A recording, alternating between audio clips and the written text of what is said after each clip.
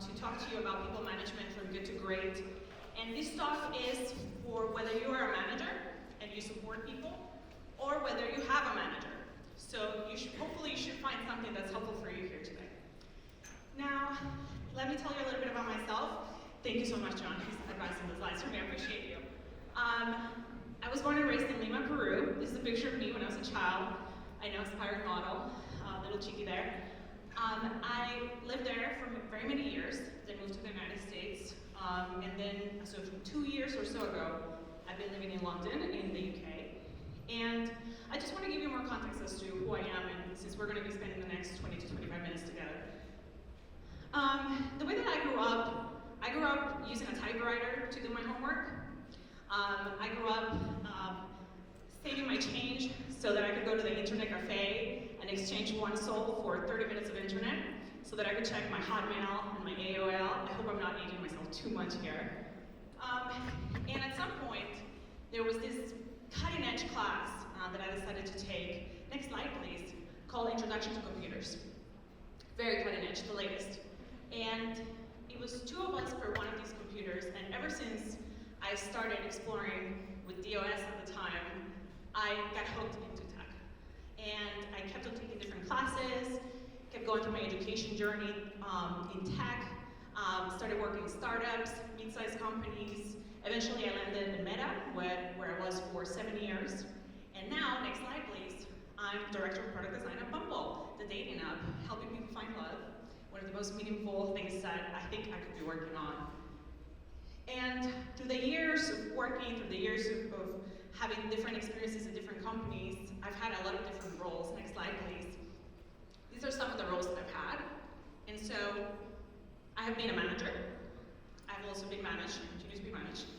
And I've also, as a career coach and leadership coach, been a little bit of a third party, seeing the manager-IC relationship. And as I was thinking about my own experiences, I realized that I've had interesting experiences with management. Next slide, please. At some point, I had 4 managers in 1 year. Like, is that crazy? Has anybody here, show of hands, had more than 4 managers in a 12-month period? Tell me, how many? Shout it out. 5. Okay, you made me feel better about myself. Thank you. Everybody give her a hug afterwards. Because it's a lot. It's really difficult to keep continuity, to keep track of your career development, right? When you're like constantly being moved around, folks. On average, next slide please, I've had 2 managers per year, which is insane. But so I've had a lot of experiences with managers. Next slide please. And something that I realized is that when you have a bad manager versus you have a good manager, the chasm is very wide. You know straight away, like, this is not gonna go great. But between good and great, then it's a little bit more nuanced. And that's what I like to focus on. At the end of the day though, if you have a bad manager, next slide please, it can ruin everything, right? Like it doesn't just stay at work. It really can affect your mental health, it ruins your nights, it takes away your energy, your weekends, your Sunday night, you're dreading going into work on Monday. Next slide please. Let me give you some stats here. 57% of employees quit because of their boss. That's crazy, that should be crazy, but were you all surprised? No, right? It's crazy that we're not surprised that over half of people would quit because of their manager. One more stat please, next. 70% of the variance in team engagement is determined solely by the manager. 70% of the variance on team engagement, next slide please. Team engagement is defined by involvement and enthusiasm for your work and for your workplace. And 70% of the variance is just because of your manager. That's nuts. But again, nobody's that surprised because of your own experiences that you've had. Next and last stat please. Happy employees are 20% more productive than unhappy employees. 20% more productive. So this is actually hitting the bottom line for businesses, that your employees are happy. It's not just about like, oh, I want employees to be happy. It actually affects the bottom line. Next slide, please. And this is important because for companies, it's very expensive to have somebody join, right? Like, you're paying for salary, you're paying all of the recruiting, all the onboarding that you're going through. It's costly in very many ways. So everybody should care that you have a good or great manager, that you don't have a bad manager. Next slide, please. And so I hope that by now you're convinced that a good manager is a basic necessity, right? It should be the baseline. It's good for you as the employee, it's good for the manager, it's good for the company, for the bottom line. Next slide, please. But I'm not here giving you the talk from good to good, right? So why do we need to go to great? And something that I really like about the IC track, the visual contributor track, is that folks usually have a really strong growth mindset and are constantly trying to work on their craft, work on the designs of the code, trying to make things better. For managers, sometimes I don't see that as much in my practice as a coach, seeing that kind of growth mindset as well. And I want to encourage everybody to do that. Now, for this talk here, if you're a manager, I hope that this talk helps you figure out how to level yourself as a manager to move closer to that greatness. Worst case, that it reminds you of things that you already know and they should be doing. And maybe it challenges you, or maybe you challenge me afterwards in the Q&A and you're like, hey, I don't really believe what you just said. Next slide, please. Now, if you're an individual contributor or IC, I hope that this talk helps you recognize whether you have a great manager or you have a good manager, and gives you tools on how to manage up so that you're ultimately empowered, that you're not at the whims of whatever manager you end up getting, but you can actually control the situation and help your manager move forward. Now, before we get started, a really big caveat is, I'm not saying I'm a great manager, okay? If you talk to my team, they'll let you know what's up. But again, I just want to encourage all of us, including myself, to have that growth mindset. Okay, ready? Next slide, please. Let's go. Okay, next slide. Going from good to great in 10 easy steps. Awesome, right? Next slide. Okay, they're not going to be easy. If they were easy, we wouldn't be here today, right? You would have paid the ticket for the conference. Next slide. They're not steps per se. Sorry. This is not going to be follow 1, 2, 3 profit, okay? Apologize for that. Next slide.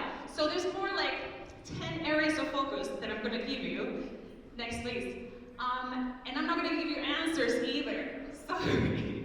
Managing is highly personal, highly individualized. How somebody likes to be recognized might be how somebody hates to be recognized, right? And so I'm just going to give you questions that then you need to figure out the answers and how that makes the most sense for you, for your career, for your relationship with your manager, okay? Now let's go for real, let's get started. Number 1, care. Next slide, please. A good manager cares about you as an IC. A great manager cares about you as a human. Next slide. The first thing that we need to recognize before we do anything else is that the people that you're supporting, they're not just your employees, right? They have a life outside of the 9 to 5 or 10 to 6 or whatever hours you do. They might be not just a designer, but a daughter, a carer, a volunteer, a friend. All in all, they're human beings, right? And we need to recognize that they bring that humanity to the work hours. They don't all of a sudden leave everything outside and they're robots doing the thing that they're supposed to be doing. Next slide, please. And so if you're a manager here, I want to ask you, you can read that because I can't read it, I'm going to fall off the stage. Do you dedicate time during your one-on-ones to understand the context your IC is bringing to their work life, right? Like if something's going on in the world, if something just happened to them in their family life, are you making the space to understand that during your one-on-ones before you go ahead and ask them, why were you late on this deadline, right? Do you understand the context? I'm not saying that managers need to be therapists here and know everything about the personal life of their ICs, but to the extent that it makes sense. Now, if you're an IC, next slide, please. Do you have the space you need to check what emotions you're bringing to your one-on-ones? And I say the space you need because maybe the space I need is 10 minutes during our one-on-ones at the beginning, checking in to see how I'm doing, how the family's doing, and having that human checkpoint. Maybe I'm the kind that is like, you know what, I don't want to think about what's happening inside of work, I just want to focus on work. And so you have the space that you need, and then you're having that conversation with your manager to make sure that your one-on-ones are going accordingly. Okay, so this is how all of the 10 steps, so to speak, are gonna go. Are they making sense? Snap if they are, please. Okay, thank you. Next slide, please. Okay. Usually I only have 2 questions, but for care, I'm actually going to have 2 sets of questions because care is the most important thing that you could be doing as a manager. So if you're a manager, sorry, last slide please, if you go back. Thank you. Do you account for resource variations in resource planning, right? Because a lot of times managers have the bad rap that is like, oh, my manager does not want me to take time off, my manager does not give me a time off when I'm sick, but a lot of times it's because work still needs to get done, but they haven't accounted for people being out of the office. So as a manager, are you accounting for people being out? And what do you do in those circumstances? Now ICs, next slide please. Do you have a clear backfill or handover plan to account for you being out? So if right now you had to, for an emergency, go away from your work for a week, do you have a plan? Do you know who would take that work that you would need to get done? And if not, then you can help your manager and create that plan. Next slide, please. Opportunities. Next. A good manager allows you to pursue opportunities of interest. A great manager proactively presents those opportunities of interest. Allows you to pursue versus proactively presents opportunities to you. Next slide. So we might have seen this graph before between knowledge and awareness. And there's things that you know, and then at the other extreme, there's things that you don't know, and if you knew them, then you would not know that you don't know them anymore. Sure, he got it. He got it. Next slide, please. So that quadrant right there, the unknown unknowns, our managers have a lot of space in terms of presenting opportunities to folks. Next slide. So in terms of how you present the opportunities, it really depends. If you have somebody more junior, you might want to be coaching them and helping them with the crafts, with the details, right? But if you have somebody more senior, then get out of their way, right? And instead become a sponsor and present them to introduce them to the right people, introduce them to the right forums to share their work. So it really depends on the kind of people that you have.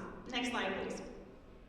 So manager, have you identified who needs which version of you between coach and sponsor, and then actually created a plan for how you're going to help your people? Have you thought about each of your people and the opportunities that you can present to them? Or are you just waiting for them to share with the opportunities? Next slide, please. ICs. Do you know what you need from your manager? And have you aligned on a growth plan? Maybe you think you know what you want, but you haven't actually verbalized it. Your manager cannot guess, right? And so also letting them know a little bit of like, oh, I want to go into management at some point, and just be broad, and then they can figure out what opportunities they can bring to you to help you get there. Next slide, please. Feedback. A good manager gives you honest feedback when asked. A great manager gives you honest feedback early, often, and unprompted. Next slide, please. If you don't take anything else from today, don't wait until performance reviews to give feedback. If you're only giving feedback to your folks during official performance reviews, I'm sorry, you're doing it wrong. Now, if you disagree with me, let's talk afterwards. But you should not be waiting until official performance reviews. Next slide, please. This is an important stat. Employers who receive daily feedback from their manager are 3 times more likely to be engaged than those who receive feedback once a year or less. 3 times more likely to be engaged. That's significant, just by having more frequent feedback. Next slide, please. So, managers, have you made the space on your one-on-ones for fast feedback? Gallup defines fast feedback as just short, brief bursts of feedback on a daily basis. It doesn't have to be a whole thing. You don't have to write a whole document. It can just be like saw how you gave that presentation, and I really liked how you gave that presentation because of A, B, and C. And just getting used to it and creating that space during your one-on-ones so it happens all the time. Next slide, please. I see. When is the last time you received performance feedback? And I say performance feedback, not work feedback, right? Not feedback about the designs or about the code, but how you're doing as it relates to your career development. When was the last time? Was it in the formal performance reviews? That might not be enough. Next slide, please. Loyalty. Next slide. A good manager helps you grow. Read it to me. What does it say? Within the organization. Thank you. A great manager helps you grow, even if it means leaving the organization. I see some snaps. I see some snaps. Next slide, please. Story time. At one of my prior jobs, I had a new manager, obviously, and our working styles just really didn't fit, and so I sought to move to another team within the company, and I was doing a good job, and the manager did not want me to leave and actually blocked each one of my attempts to switch teams. And so next slide, please. Just don't be a blocker. Just don't be a blocker. And you might be doing this on purpose, like this prior manager had, or you might be doing this accidentally. Maybe you have someone in your team that you know wants to get promoted, but you know that there's no business need, or you know that there's no scope. Don't let that person just linger for a whole year waiting for a promotion that you know isn't going to come. So don't be a blocker. Manager, have you assessed growth plans and provided honest guidance? Right? Hopefully you have a growth plan for everyone in your team. You know where they want to go. And have you provided honest feedback on whether they can get there with you or not? Next slide. ICs. Is there the right scope for your aspirations? If you want to become a manager, do you think that there's going to be opportunity for that? If you want to work on X, Y, Z, do you think that there's going to be an opportunity for that? And if not, it might be time for some tough conversations. Next slide, please. Impact. Next. A good manager connects your work with a company's goals. A great manager connects your work with people's goals. And here's what I mean. Next slide, please. How do the team's goals actually make a difference in people's lives? This is important because, like I mentioned, we're human beings and we want to make sure that the work that we're doing makes a difference in people's lives, right? We don't just want to be a cog in the machine pushing a number. Next slide, please. So this is an example of a business goal, right? Like race watch time. Next. Versus entertain young adults. You can keep on reading, and thereby increasing watch time. So the business goal becomes a byproduct of having a real impact in people's lives, solving a real customer problem. Next, please. That's another example of a business one, right? Next. Versus really focusing again on the experience, the impact that you're going to create with people, and then the business goal as a byproduct. You can see on the second column there, next please, that's the real impact. And that has intrinsic value, intrinsic motivation for the people in your team versus the one on the left. Next please. So managers, have you connected IC's goals or OKRs to people problems so that people in your team understand the real impact that they're making with their work? And if you can't find that connection, then that's deeper problems that you need to start discussions about. Next. ICs. Do you feel you're having real impact with your work? That's a deep question. Think about it over the rest of the week. Next, please. Okay, 6, mindset. A good manager brings out your best. A great manager redefines what your best is. Redefines what your best is. Next. I love this quote. All coaching is taking a player where he can't take himself. Next, please. This is a picture from a race in Europe where the runner the runner, he was winning, but he was going towards the wrong finish line. It wasn't for his race. So one of the other runners came over and helped him, guided him towards the actual finish line, and respected that he was ahead of him, and let him win. Which is a great example of sportsmanship, but it's also a great example of what us managers can do. People might be going towards the wrong finish line, and we can provide that awareness, that mindset shift, to see what finish line they should actually be going towards. Next, please. So, managers, do your IC's goals have a balance between attainable and stretch goals, right? Or are all the finish lines very clearly defined already? Next, please. ICs. How often are you going outside of your comfort zone? Are you always going towards the closest, easiest, most clear finish line? Are there other finish lines out there that you should be looking at? Next, please. Diversity. A good manager hires diverse candidates. A great manager retains diverse candidates. Next, please.